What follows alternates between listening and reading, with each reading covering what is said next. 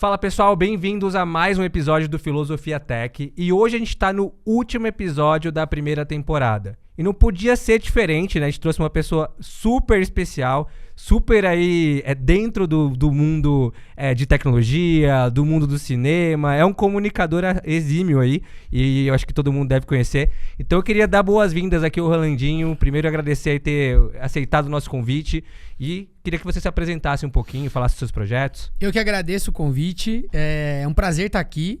Eu falei pra você antes de começar a gravar aqui que eu tô assistindo os episódios, tô gostando muito do conteúdo, é bem diferente a proposta, né? Então, tem muito podcast no Brasil, mas com ideias diferentes, propostas diferentes, nichando, né? Eu acho que vocês fizeram uma coisa muito legal, então eu tô gostando muito de assistir. E, obrigado. Bom, pra quem não me conhece, eu sou o Bruno Marchese, mas na internet me chamam de Rolandinho.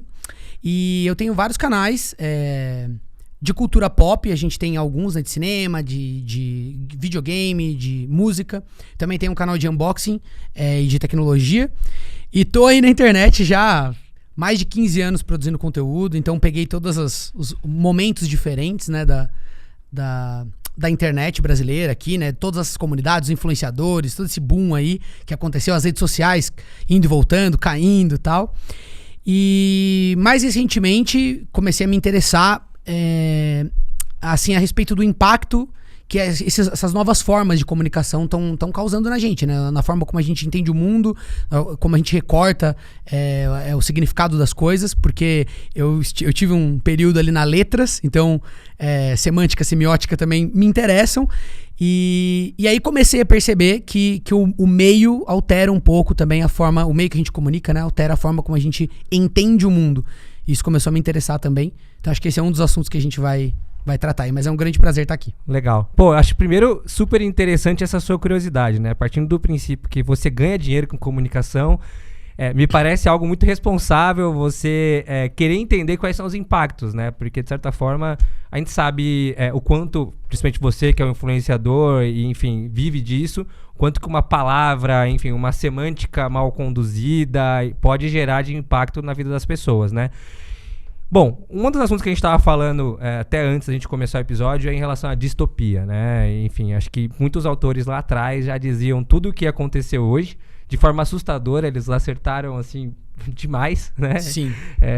E são livros que pareciam datados, mas quando a gente lê no dia de hoje, a gente vê que talvez hoje está muito mais aderente do que estava na época que foram escritos. Eu queria que você me falasse um pouco desse seu gosto aí por distopia. Eu sei que você está lendo algumas coisas interessantes.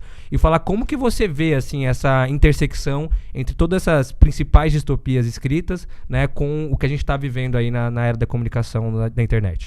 Legal. Bom, até falei pra você, né, em filosofia eu sou um curioso, né, o meu estudo não é formal e não é muito organizado, mas eu gosto muito.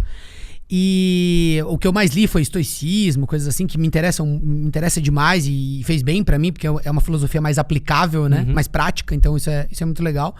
Vou te convencer depois que outras também são super não, mas eu tenho certeza que são, essa foi um contato que eu tive e foi uma feliz surpresa daquilo ser tão útil, né? Sim. Pra além de ser belo e interessante e me ajudar a entender o mundo.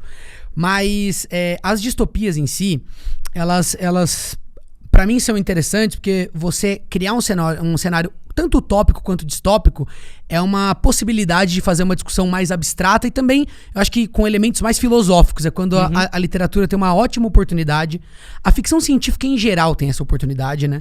A boa ficção científica, ela vai usar argumentos de tecnologia, conceitos para debater questões humanas e essenciais, né? Então, todos os filmes, grandes filmes, Blade Runner, Duna, né? Eles usam no fim, Matrix, os filmes eles estão falando de conceitos muito legais, mas no fim eles estão tratando de algum assunto importante. Então acho que as distopias têm esse poder, né, por exacerbar certas coisas, deixar bem claro, bem nítido a argumentação ali do autor, né? E aí, duas muito importantes, é até legal pro pessoal que tá ouvindo, que talvez não saiba, tem uma coisa muito interessante, né? Que o Aldous Huxley, que é o cara que escreveu Admirável Mundo Novo, ele era quase que um tutor do George Orwell.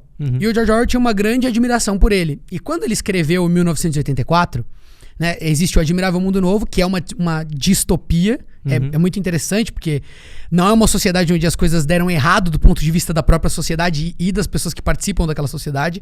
Eles acham que tá tudo bem, então é um outsider que entra lá e fica chocado com a situação das coisas, né? Então esse outsider é a gente lendo, né? Então é muito legal. E um detalhe muito importante é que ele adorava Shakespeare, esse outsider. Eu não vou dar muitos detalhes, porque eu espero que alguém pegue o livro pra ler, né? E aí, com todos aqueles valores daquela sociedade onde Shakespeare estava inserido, ele entra naquele mundo, né? E descobre que o amor não é o mesmo, que a arte mudou muito. Então ele sofre aqueles choques, né? Já o George Orwell, que estava ali num contexto de Segunda Guerra Mundial, um monte de coisa, né? Ele vai escrever o 1984